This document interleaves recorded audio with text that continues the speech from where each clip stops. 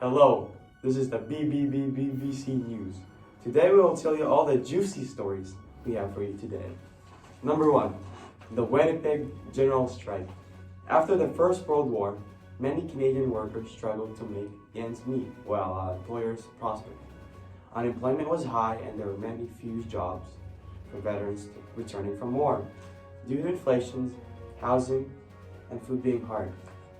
The Winnipeg General Strike, which took place in May 15 to June 25, 1999, was the largest strike in Canadian history. More than 3,000 workers left their jobs. Many factories, shops, transits, and city services were shut down. The strikes resulted in many arrests, injuries, and led to the death of 2 protesters. The strike, however, did not immediately succeed in empowering the workers and improving their work conditions. However, the strike did help unite the working class in Canada, somehow establish what is now called the New Democratic Party, NDP. The Citizens Committee quickly formed to organize opposition to the strike. It included Winnipeg's most influential business leaders and politicians. The committee did not seriously consider the strikers' demands. They called the strikers alien scum. Can you believe that? Soon after, the federal government decided to step in. They were afraid the strike would spark conflicts in other cities. Comment. The stock market crash, or the Great Crash, was one of the leading contributors to the Great Depression, which lasted 10 years, which affected everyone. In the early 1920s, the stock market hit an all-time high, with everybody putting thousands of dollars into it. Billions were drawn into the banks and put into Wall Street. On October 18th, there was an increase of buyers, and then to turn around and sell them. The first real day of panic was on Black Thursday, as it recorded 12.9 million shares were traded as investors tried to get their money back from what they lost. The stock market lost about $14 billion in today's money.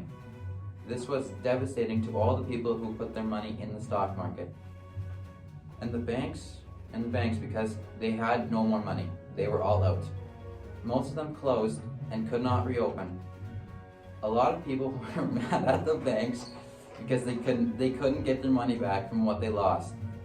After the stock market crashed, tons of people lost their jobs and they had no way to make money. This was the deepest and longest lasting economic downturn in history, called the Great Depression, which lasted until 1939. Done. Not really, but still. Now we move on to art or artists.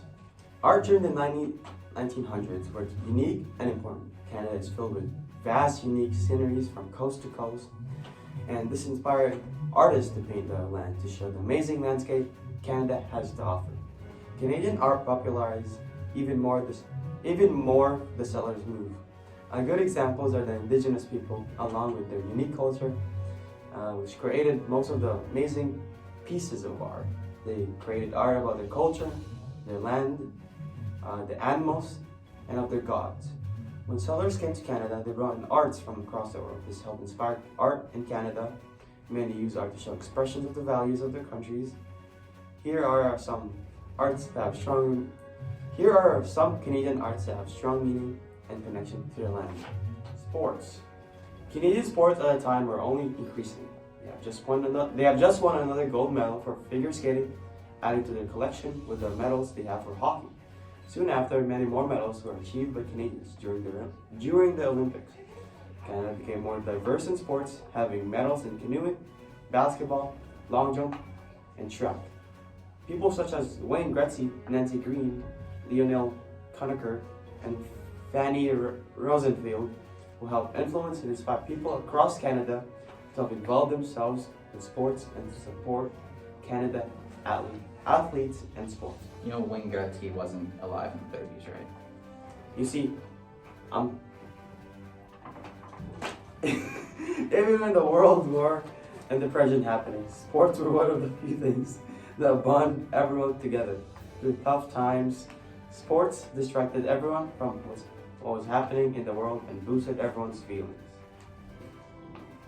Flying in airplanes were not for the faint of heart, because airplanes would randomly drop hundreds of meters without warning in the 30s, because they were badly made and they were very flimsy. They were made to save weight so the engines wouldn't get overpowered, but at the same time they weren't made too powerful. They couldn't fly very high either, because they would have very bad turbulence and they would run out of oxygen. The first thing in the sky was an air balloon, but that didn't last very long because people thought they were quite annoying without being able to control where they were going. So they made up an airplane. Okay, in the 30s, most cars were equipped with heaters and radiators. At the same time, cars also took on a smoother shape for more aerodynamic design, offering less wind resistance. The 1930 Cadillac 16 is the industry's first producer of cars with a 16-cylinder engine, and immediately set a new standard for power and performance and luxury.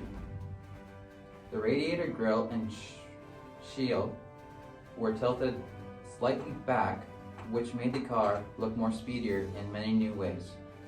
Many new inventions were introduced in the 30s and became common by the end of the 30s, such as a new transmission for smoother shifting, an automatic choke, hydraulic brakes, and a gear shifter mounted on the steering columns. There weren't very many cars selling in the 1920s because of the Depression, but after all of these new additions to the car, it got more and more popular to new buyers. Yes, sir. Cut. Cut.